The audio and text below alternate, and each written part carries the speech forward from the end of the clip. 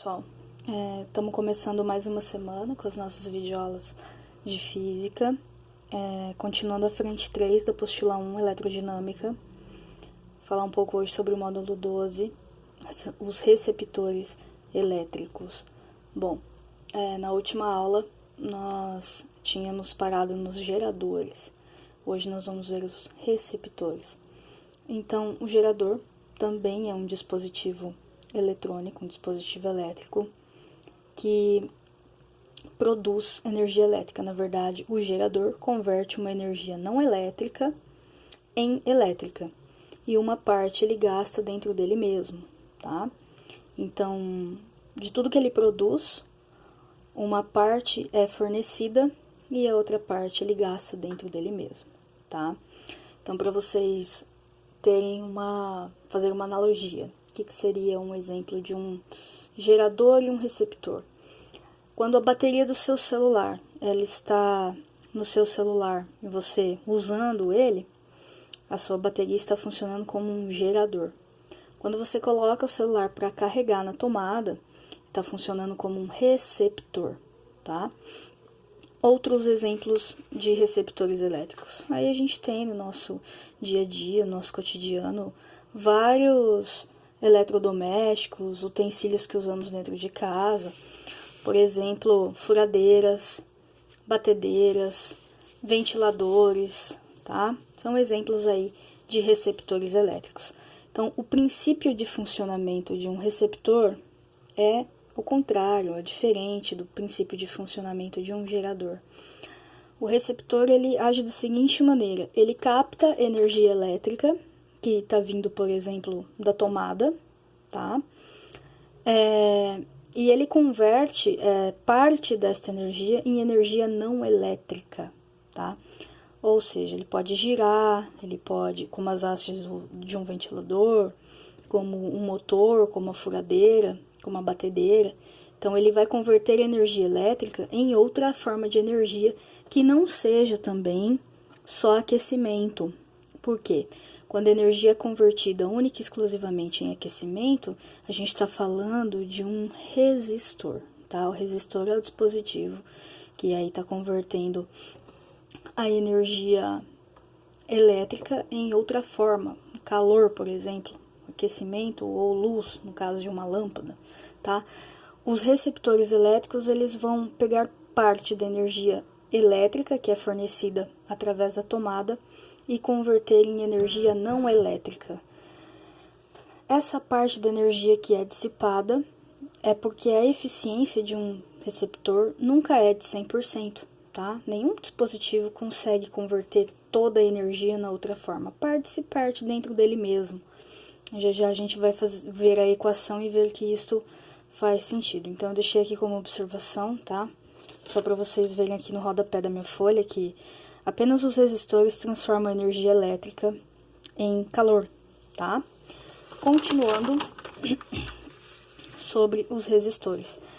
A equação do resistor, ela é parecida com a do gerador, mas tem uma diferença, tá? A primeira diferença é que aqui a gente já identifica um sinal de mais para os receptores, tá?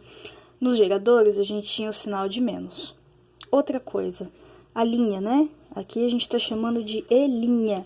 Então, o significado de E' é força contra-eletromotriz, tá? Contra-eletromotriz. O Rzinho também recebe uma linha, para a gente não confundir com a resistênciazinha do gerador, tá? Então, dando nomes aqui, ó, o E' é a força contra-eletromotriz, o Rzinho é a resistência interna, o U é a DDP nos terminais do receptor e I, corrente elétrica. Esses dois símbolos, né, estão acompanhando a gente desde o começo do nosso curso de eletrodinâmica, e esses outros dois aqui que são as novidades agora, tá? Porém, bem parecido, né, gente, com o gerador e a equação do receptor. Como é que nós vamos interpretar os termos? Então, a gente vai interpretar da seguinte maneira. U é o que o receptor recebe da energia que vem da tomada. Ou seja, né, recebe da energia não, é a energia recebida da tomada ou do gerador, tá bom? Não precisa necessariamente de uma tomada para um aparelho funcionar, tá? Tem aparelho que funciona com uma pilha, com uma bateria, tá bom? Então, o U, você pensa que é a energia que está sendo recebida agora, tá? O E' é a parte da energia que é usada. E o R' vezes I é a parte que é dissipada na forma de calor, tá? Então, de tudo que o receptor recebe, parte ele usa e a outra parte ele dissipa na forma de calor. Só relembrando, o gerador, de tudo que ele fornecia, né?